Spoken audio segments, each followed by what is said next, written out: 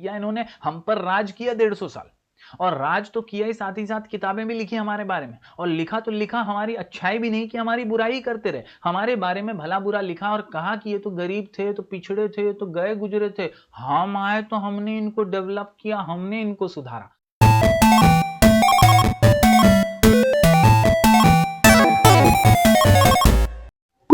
Hello everyone, मैं हूं जयेश राजगुरु और स्वागत है आप सभी का इस नए इंटरेस्टिंग यूट्यूब वीडियो में।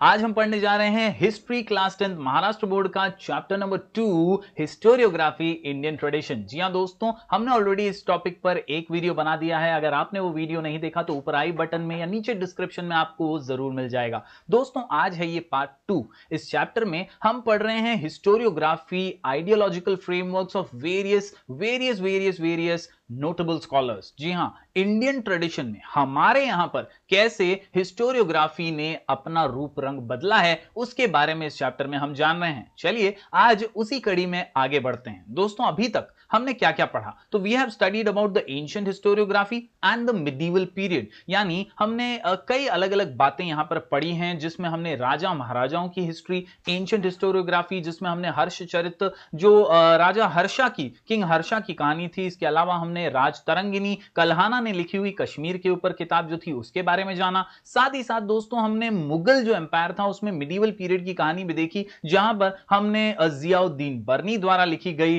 तारीख फिरोज शाही के बारे में जाना। साथ ही साथ बाबर की लिखी गई तुजू के बाबरी के बारे में भी जाना। तो आज उसी कड़ी में आगे बढ़ते हैं और कुछ और इंटरेस्टिंग चीजें हिस्टोरियोग्राफी इंडियन ट्रेडिशन में जान लेते हैं। जी हां, historiography in the middle period में एक और छोटी सी किताब जो अबू फजल ने लिखी थी, it was called as the Akbarnama. जी हां, जो एम्परर अकबर के ऊपर लिखी गई और उनकी डायनेस्टी, उनके एम्पायर के बारे में और उनके दौर के बारे में चीजें प्रेजेंट करती है। अबू फजल कहते हैं कि भैया मैंने तो हर चीज को एकदम बारीकी से क्रिटिकली एग्जामिन करके फिर ही किताब में लिखा है, ऐसे ही कुछ भी नहीं लिख दिया। Yes, Abu Fazl's Akbarnama is very important from the view point of critical historiography. वो कहते हैं his method of collecting authentic historical documents and their scrutiny is looked upon as a devoid of bias and hence realistic। उन्होंने जो तरीका अपनाया किताब को लिखने का वो एकदम से हटके था। उनकी स्क्रूटिनी यानी बारीकी से जांच करना किसी भी डॉक्यूमेंट को, किसी भी एंशिएंट दस्तावेज को बहुत ज्यादा हटके था। उन्होंने कभी भी कोई गुंजाइश नहीं छोड़ी गलत चीजें प्रेजेंट करने की। उन्होंने एकदम एक्यूरेटली और परफेक्टली हिस्ट्री को अपनी किताब के जरिए प्रेजेंट किया और इसीलिए उनकी किताब को एकदम रियलिस्टिक माना जाता है। डिवॉइड ऑफ बायस यानी कोई भी पार्शियल ट्रीटमेंट यहां पर नहीं है, कोई भी पार्शियलिटी यहां पर नहीं है, एकदम परफेक्ट और रियलिस्टिक चीजें प्रेजेंट की गई हैं। बढ़ते हैं दोस्तों आगे, बखर की अब बात करते हैं। बहुत ही इंपॉर्टेंट पॉइंट है दोस्तों, और ये मराठास से जुड़े हुए इतिहास को हमारे सामने रखता है। बखर एग्जैक्टली क्या है, इससे जुड़ा हुआ प्रश्न आपके बोर्ड एग्जाम में भी पूछा जा सकता है। तो याद रखिए, ठोक बजा करके याद रखिए, लिख करके याद रखिए, प्रैक्टिस करके याद रखिए। व्हाट इज बखर? तो याद रखिए, it is an important type of historical documents of medieval times। important type of historical document, important type of historical document, important type of historical documents. कब का? मिडीवल टाइम्स का। कब का? मिडीवल टाइम्स का। कब का? मिडीवल टाइम्स का। तो मिडीवल पीरियड का एक इंपॉर्टेंट दस्तावेज, एक इंपॉर्टेंट डॉक्यूमेंट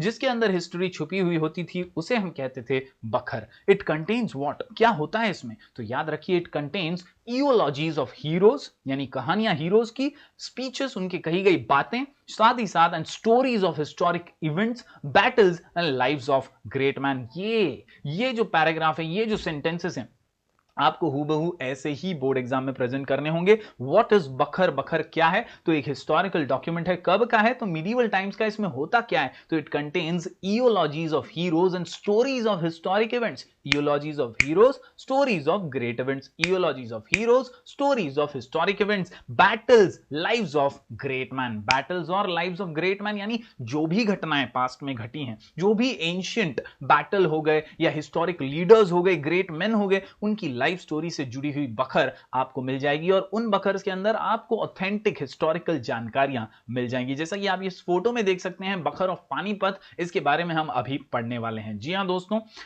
सबसे पहले यहां पर हमारी टेक्स्ट बुक में जिक्र किया गया है सभासद बखर के बारे में। Marathi bakhars are of various types, जिसमें Sabhasad bakhar was written by Krishnaji Anant Sabhasad. नाम याद रखिएगा, सभासद बखर कोणी लिहिलेली, कृष्णाजी अनंत सभासद यांनी लिहिलेली। आणि याद रखिए दोस्तों, यहां पर during the reign of Chhatrapati Rajaram Maharaj, जी हां, छत्रपति राजाराम महाराज के रीन के दौरान उनके टाइम्स में यह बखर जो है लिखी गई थी, और इसके जरिए आपको सब डिटेल जानकारी मिल जाएगी। You can get all the information about the rule of Chhatrapati Shivaji Maharaj, यानी हमारे प्यारे सबके राज दुलारे छत्रपति शिवाजी महाराज के बारे में अगर आपको कोई भी जानकारी चाहिए तो सभासद बखर के जरिए यहां पर कृष्णाजी अनंत सभासद ने देने की कोशिश की है। इस बखर के अंदर पूरी तरह से आपको शिवाजी महाराज और उनके दौर के बारे में जानकारी मिल जाएगी। बढ़ते हैं दोस्तों आगे। अगली बखर के बारे में जो यहां पर जिक्र किया है हमारी टेक्स्ट बुक में वो है अबाउट बैटल ऑफ पानीपत। जी हां, दो इंपॉर्टेंट बखर्स यानी historical documents battle of Panipat के बारे में है।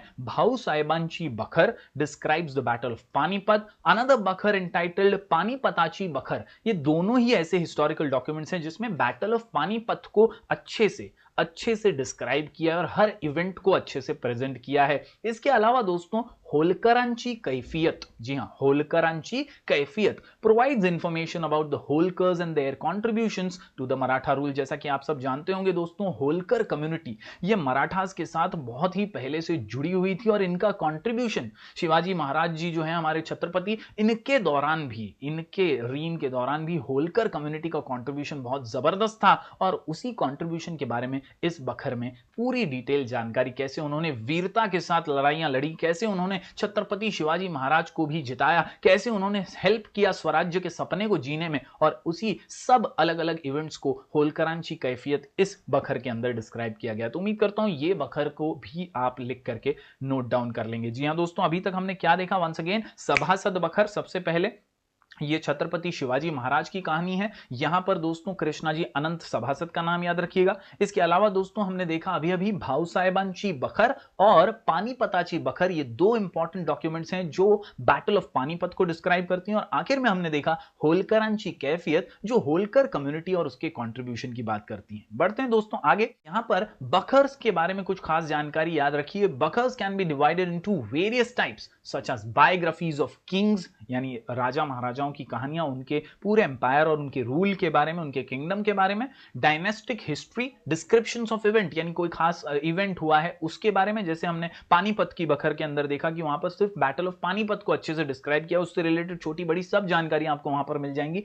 हिस्ट्री ऑफ अ सेक्ट या कम्युनिटी, जिसमें होलकरांची कैफियत जैसा एग्जांपल हम डाल सकते हैं, वो एक पर्टिकुलर सेक्शन या एक कम्युनिटी के बारे में है और उसके कॉन्ट्रीब्यूशन के बारे में है, तो it is about a sect also. साथ ही साथ ऑटोबायोग्राफी, यानी किसी की जीवनी, किसी, जैसे हमने छत्रपति शिवाजी महाराज की जीवनी सभासद बखर के अंदर है, तो वैसे ही अलग अलग चीजें किसी पर्टिकुलर ऑटोबायोग्राफी को भी डिस्क्राइब करती हैं बखर। याद रखिए बेस्ड ऑन माइथोलॉजी या ग्रीवियंस, कोई प्रॉब्लम जो फेस किया था उस जमाने में उसके बारे में, या स्टेट एडमिनिस्ट्रेशन, कैसे स्टेट को उस समय उस जमाने में मैनेज किया जाता था एंशिएंट या मिडिवल पीरियड में, उसके बारे में भी बखर्स मिल जाती हैं। बहुत सारी ऐसी बखर्स हैं, अगर आप गूगल करेंगे तो you will find definitely many important historical documents as bakhar. तो उम्मीद करता हूं बखर वाले सेक्शन को आप अच्छे से लिख करके प्रैक्टिस करेंगे, इसमें से बोर्ड एग्जाम में जरूर क्वेश्चन पूछा जाएगा। बखर क्या है, तो याद रखिए important historical document of medieval times. इसमें क्या होता है, तो इयोलॉजीज होती हैं, किसी इवेंट के बारे में स्टोरीज होती हैं और ग्रेट मैन की कहानियां होती हैं। उम्मीद करता हूं बखर का सेक्शन आप समझ पाए होंगे। दोस्तों आप कहानी आगे बढ़ती है,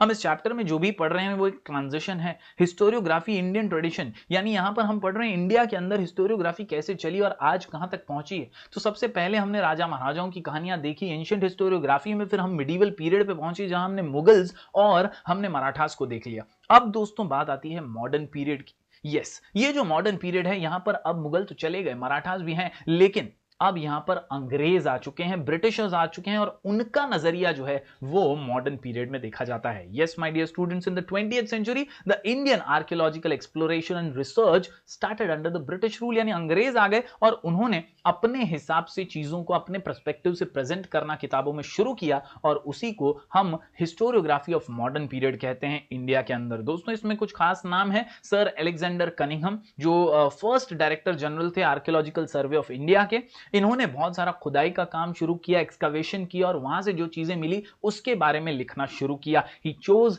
mainly the sites for from the Buddhist text for his purpose, यानी ये हिस्टोरियोग्राफी ढूंढने के लिए और लिखने के लिए उसने ज्यादातर बुद्धिस्ट टेक्स्ट में जो चीजें मेंशन थी, जो जगह मेंशन थी, वहां पे ही उसने एक्सकवेशन करके चीजों को ढूंढना, रिसर्च करना शुरू किया था। Harappan civilization was discovered during the tenure of Sir John Marshall, यानी ये जो दूसरा चेहरा आप देख सकते हैं अलेक्जेंडर कनिंघम के पास, जॉन मार्शल जी जो हैं, इनके सुपरविजन के अंडर, इनके लीडरशिप के अंदर, इनके टेन्योर के दौरान हड़प्पन सिविलाइजेशन की खोज हुई दोस्तों। Because of this discovery the antiquity of Indian history could be traced to the third millennium, यानी इसी से तो पता चल पाया कि भैया इंडियन जो ट्रेडिशन है वो तीसरी सदी से भी पहले का है, थर्ड मिलेनियम से भी पुराना है। मेनी ब्रिटिश ऑफिशियल्स, तो ये जो कूटनीति वाला खेल था ना, यहीं से शुरू हुआ और ब्रिटिशर्स ने हमें एकदम कंगाल गरीब देश बताया, हमेशा से हमें बहुत ज्यादा धुतकारा अपनी किताबों के अंदर। Many British officials in India wrote about Indian history,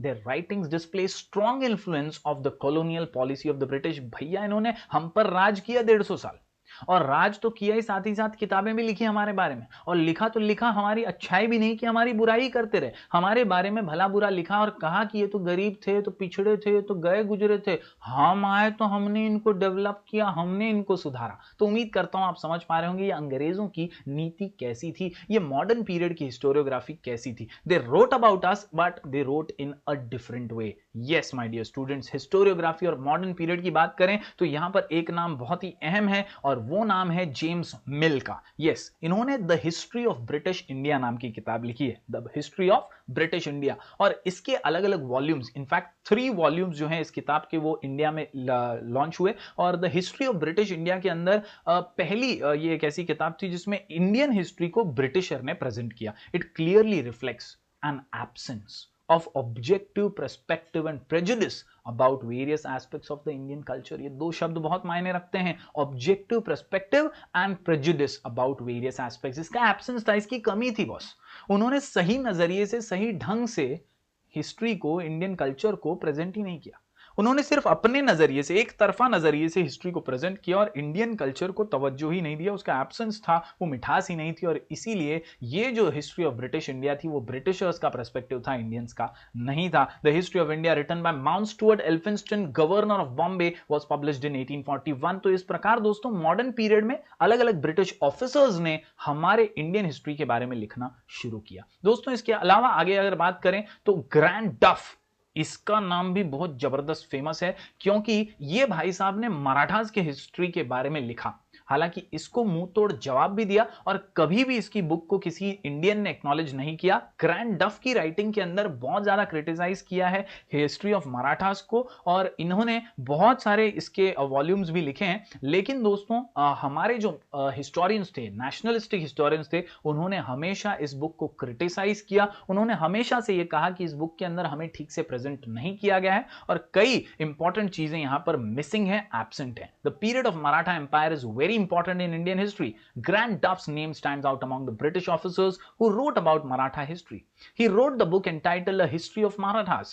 This book is published in 3 volumes. 3 किताबें, एक भी नहीं 3 किताबें लिखी। Grant Duff's writing also shows the British inclination, याद रखिए British inclination मतलब खुद के एंगल से उन्होंने लिखा है, खुद के व्यू पॉइंट से लिखा है। मराठास एक्चुअल में कैसे थे वो प्रेजेंट नहीं कर पाए। Of condemning Indian culture and history, similar tendencies witnessed in Colonel Todd's writings about Rajasthan history। यानी एक नहीं, ऐसे कई ब्रिटिश ऑफिसर्स थे जिन्होंने इंडियन हिस्ट्री, मराठा एम्पायर हो, राजस्थानी जो हिस्ट्री है उसके बारे में भी लिखा है, लेकिन ठीक से, अच्छे से, सही ढंग से उसे प्रेजेंट नहीं किया। और इसीलिए दोस्तों मॉडर्न पीरियड के अंदर हमारे नीलकंठ जनार्दन कीर्तने एंड विश्वनाथ काशीनाथ रजवाड़े, ये 2 ऐसे इंडियन हिस्टोरियंस थे who took upon the task of exposing the limitations of Grant Duff's writing. यानी इन दोनों ने, इन महान दोनों हिस्टोरियंस ने, इन्हें सल्यूट है दोस्तों। उस जमाने में इन्होंने एकदम जी जान से जो ग्रैंड डफ जैसे ब्रिटिश ऑफिसर्स थे, जो ग्रैंड डफ जैसे लोग थे जिन्होंने हमारी हिस्ट्री को सही ढंग से प्रेजेंट नहीं किया अपनी किताबों में, उन्हें क्रिटिसाइज करने का काम किया। ये वो लोग थे जो ब्रिटिश एजुकेशनल सिस्टम में पढ़े लिखे थे और इन्हें पता चला कि यार ये तो गलत प्रेजेंट हो रहा है, ये तो हमारे बारे में सही नहीं लिख रहे हैं, और इसीलिए they took the charge, they took upon them as a task of exposing the limitations of Grant Duff's writing. उम्मीद करता हूं दोस्तों ये सारी बातें आपके समझ में आ रही होंगी, आप इमेजिन कर पा रहे होंगे कि ऐसा माहौल रहा होगा। इन द नेक्स्ट पार्ट दोस्तों we shall study Indian historiography and various ideological frameworks. अगले हिस्से में, अगले पार्ट में हम दोस्तों अगले वीडियो के अंदर पढ़ने वाले हैं अलग अलग आइडियोलॉजिकल फ्रेमवर्क्स और कैसे इंडियन ट्रेडिशन में हिस्टोरियोग्राफी आगे बढ़ी। दोस्तों ये सब चीजें जो हमने पढ़ी हैं जरूर नोट डाउन कर लीजिएगा। हम जल्दी अगले वीडियो के साथ मिलेंगे, तब तक के लिए बहुत बहुत शुक्रिया, बने रहिए हमारे साथ। हम मिलेंगे फिर एक बार कुछ और नए वीडियोस के साथ, तब तक के लिए do like, share and subscribe.